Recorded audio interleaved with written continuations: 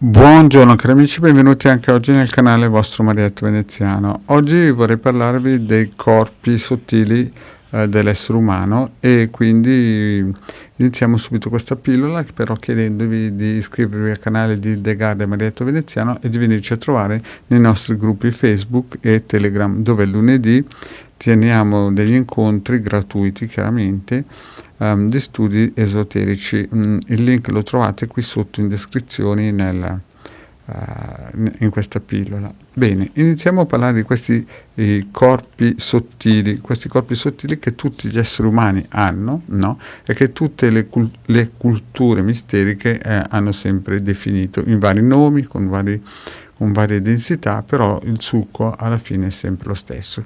Chi dice che abbiamo 5 corpi, chi dice che ne abbiamo 7. È tutta una questione di mettersi d'accordo. Comunque iniziamo a parlare. Prima di tutto, il primo corpo che noi vediamo è il corpo fisico, che tutti sanno di avere se sono vivi.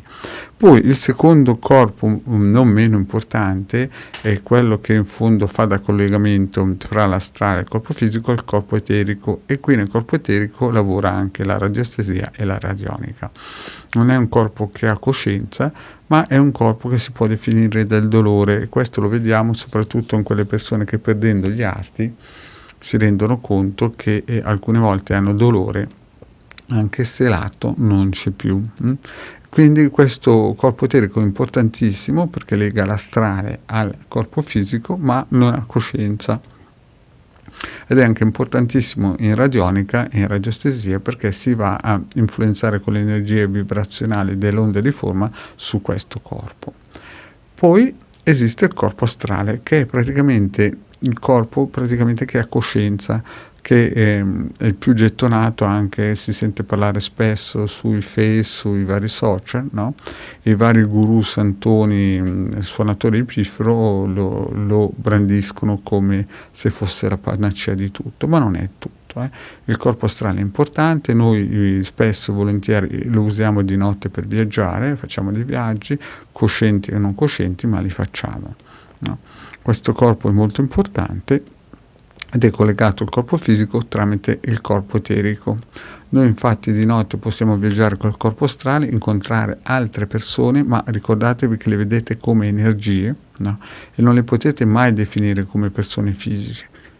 Infatti alcune volte si incontrano persone o più vecchie o più giovani a dipendenza del nostro corpo sottile mentale, da come le ha definite.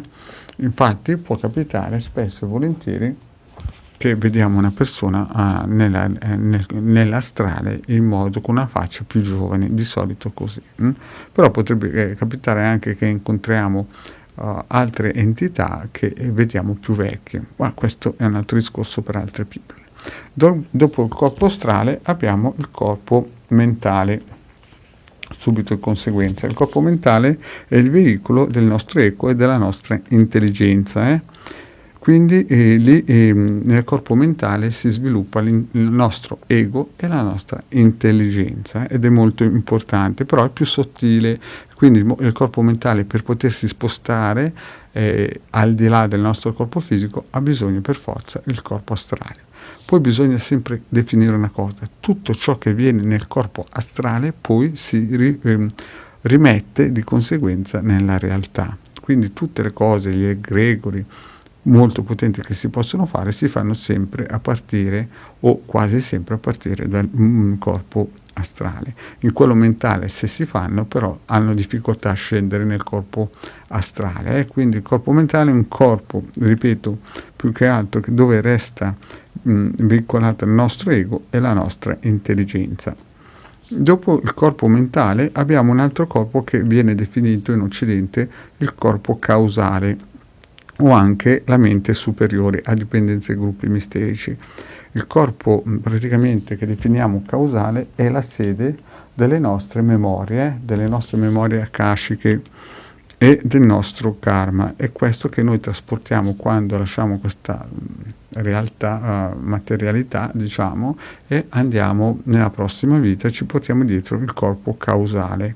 Poi ci sono altri due corpi che praticamente è impossibile definire, perché si parla già di corpo buddhico e corpo atmico, però sono dei corpi praticamente così irraggiungibili che solo pochi santi o risvegliati hanno raggiunto, hanno potuto utilizzare, mettiamolo così, perché tutti i corpi noi abbiamo, cioè noi abbiamo tutti questi corpi sottili, solamente che alcuni sono un pochettino atrofizzati. Ad esempio col corpo buddhico si può parlare con entità angeliche che, ripeto, non hanno una forma fisica, ma hanno solamente una forma, diciamo, energetica, e sta poi ai nostri vari corpi, soprattutto mentale e astrale, a dargli una fisionomia. Ecco, con i corpi buddhici, ad esempio, si può parlare con queste entità, questi angeli. Ribadisco questo perché pochissime persone al mondo sono riuscite ad arrivare al corpo buddhico, utilizzarlo al corpo atmico. Dopo di questo si diventa all'eguaglianza delle forme del creatore. Allora, ricapitoliamo, noi abbiamo il corpo fisico, il corpo eterico, dove appunto la nostra radionica e radioestesia lavora, il corpo astrale, dove lavora la magia esoterica, no? Le grandi opere alchemiche, le grandi opere di alta magia operativa lavorano soprattutto in astrale. Poi abbiamo il corpo mentale, il corpo causale, che sono alla portata di tutti, mentre i corpi buddhici, il corpo atmico, sono praticamente irraggiungibili, e ricordo che chi ha la possibilità di usare il corpo buddhico può chiaramente parlare e farsi ascoltare dagli angeli. Chiaramente anche con dei riti operativi di alta magia operativa si può raggiungere come si suol dire, la comunione con queste forze celestiali, no? Comunque non è cosa da tutti, anche se vedete in vari social che tutti pontificano che possono canalizzare, ma come ho già spiegato in altre pillole, questi sono solamente o fantasmi o larve astrali o parassiti astrali o vampiri energetici, ma sono tutte cose create da egregore di basso livello e che non portano da nessuna strada e parassitano solamente le persone. Sono fuochi d'artificio che vivono in astrale e continuano a logorare e a succhiare energia da queste persone, e queste persone hanno bisogno di un seguito, e quindi di conseguenza per nutrire queste entità che poi alla fine sono egregori. Ma questo non hanno niente a che vedere con i corpi sottili delle persone che vogliono seguire la retta via, la via del risveglio o il ritorno a casa, come dicono i cabalisti, il Reshimot. Bene cari amici, anche oggi il vostro Marietto veneziano ha fatto questa pillola per voi, spero di essere stato più o meno chiaro, farò altre pillole a riguardo in futuro, come ad esempio creare degli egregori, piccoli egregori o catene magiche o dei piccoli famiglio, e vi chiede, se non avete ancora fatto, di iscrivervi al canale di Garda e del Marietto Veneziano, di venirci a trovare nei nostri gruppi Facebook, e anche il lunedì sera abbiamo Telegram alle 20:30 dove gratis, ripeto gratis, diamo la possibilità alle persone di seguire i nostri corsi esoterici. Grazie cari amici, e alla prossima, ciao.